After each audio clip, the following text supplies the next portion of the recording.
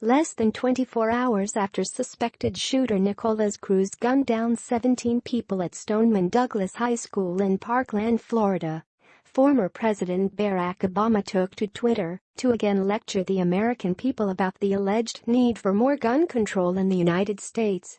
"We are grieving with Parkland. But we are not powerless. Caring for our kids is our first job. And until we can honestly say that we are doing enough to keep them safe from harm, including long overdue, common-sense gun safety laws that most Americans want, then we have to change," he tweeted Thursday afternoon.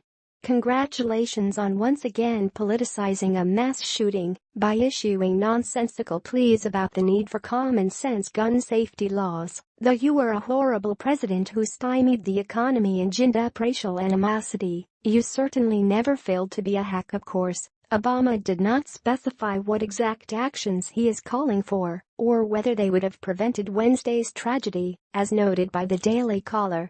The former president neglected to mention any potential solutions likely because he already knew deep in his heart that none would have prevented the horrific tragedy that occurred Wednesday. According to the Sun-Sentinel, Cruz purchased the Smith & Wesson M&P15 rifle he used in Wednesday's shooting from Sunrise Tactical Supply in Coral Springs after successfully passing a background check.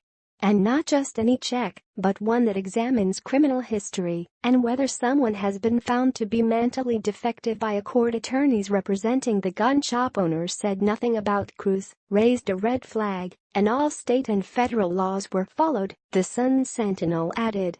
The store is owned by Michael and Lisa Morrison.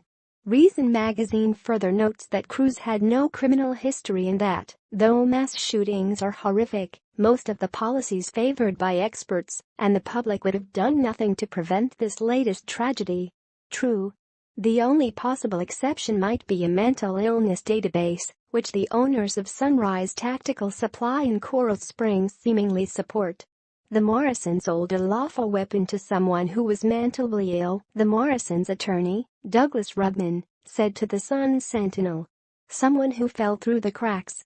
Someone who was not put into any sort of database, and someone who is essentially allowed to go unchecked before walking into this store and purchasing a firearm. While I'm sure this is an idea that Obama would support, there's just one problem: who would decide what constitutes a mental illness? Would veterans with PTSD be barred from owning guns? How about adults with ADHD?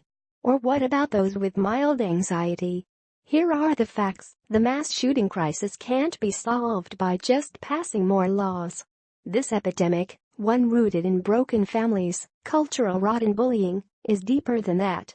And considering how many mass shootings occurred during Obama's tenure in the White House, you'd think he'd have figured this out by now. Please share this story on Facebook and Twitter and let us know what you think about former President Barack Obama again rushing to politicize a mass shooting.